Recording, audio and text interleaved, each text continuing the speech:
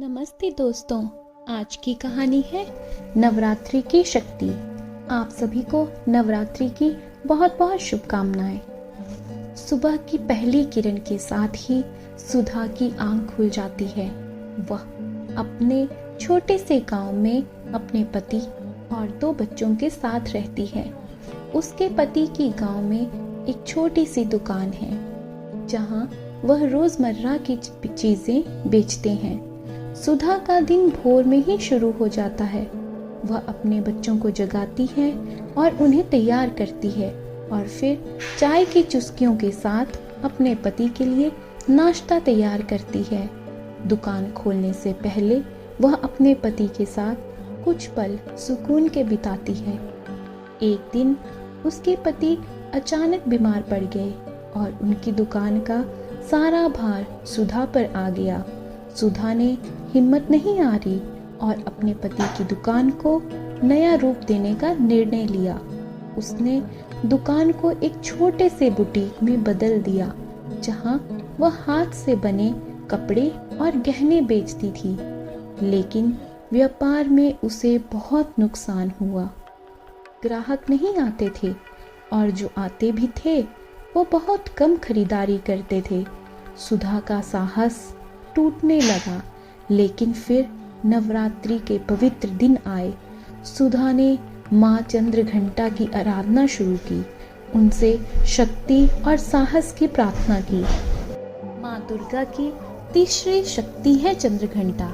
यह देवी कल्याणकारी है।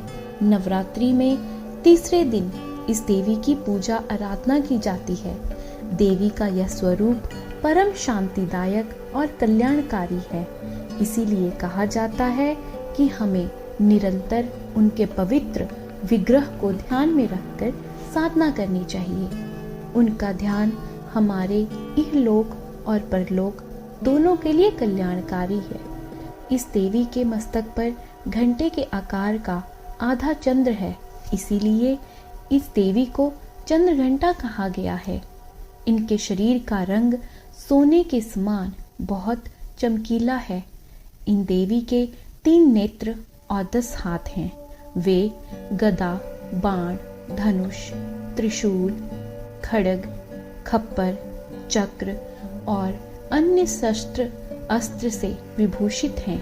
अग्नि जैसे वर्ण वाली, ज्ञान से जगमगाने वाली दीप्तिमान देवी है चंद्रघंटा।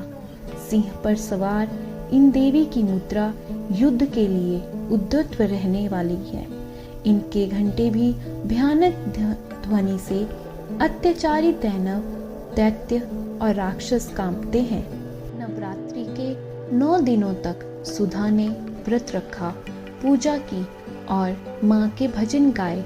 उसकी आस्था और संकल्प इतने प्रबल थे कि धीरे धीरे उसके बुटीक में ग्राहक आने लगे। उसके डिजाइन की चर्चा दूर दूर तक होने लगी। नवरात्रि के अंत तक सुधा का बुटीक चमक उठा।